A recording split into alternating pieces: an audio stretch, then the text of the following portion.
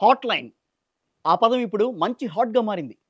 ఇప్పటివరకు ఏ కొద్ది మందో విన్న పదం ఇప్పుడు బాగా పాపులర్ అవుతుంది. రేవంత్ రెడ్డి, చంద్రబాబు వీరిద్దరికీ తోడు రాహుల్ గాంధీ.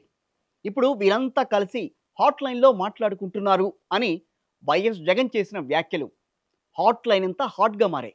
దేశవ్యాప్తంగా ఓట్ల చోరీ గురించి మాట్లాడుతున్న రాహుల్ గాంధీ గత ఏపీ ఎన్నికల గురించి ఎందుకు మాట్లాడడం లేదని నిలదీశారు వైఎస్ఆర్‌సీపీ అధినేత వైఎస్ జగన్. అలా నిలదీయడమే కాదు, దానికి ఆయనే సమాధానం కూడా ఇచ్చారు. చంద్రబాబు, రాహుల్ గాంధీ, రేవంత్ రెడ్డి హాట్ లైన్‌లో టచ్‌లో ఉన్నారు కాబట్టే రాహుల్ గాంధీ ఆంధ్రప్రదేశ్ ఎన్నికల గురించి మాట్లాడడం లేదని స్పష్టత ఇచ్చారు. ఆంధ్రప్రదేశ్ అసెంబ్లీ ఎన్నికల్లో పోలింగ్‌కు, కౌంటింగ్‌కు మధ్య 12% ఓట్ల తేడా వచ్చింది. అంటే ఏకంగా 48 లక్షల ఓట్లు అదనంగా వచ్చి చేరాయి.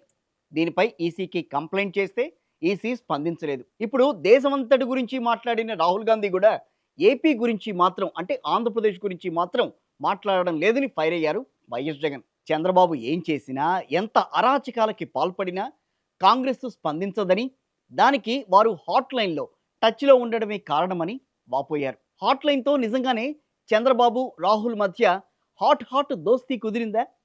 రాజకీయాలు గదా! ఏది నిజమో, ఏది అబద్ధమో తెలియడం కష్టమే.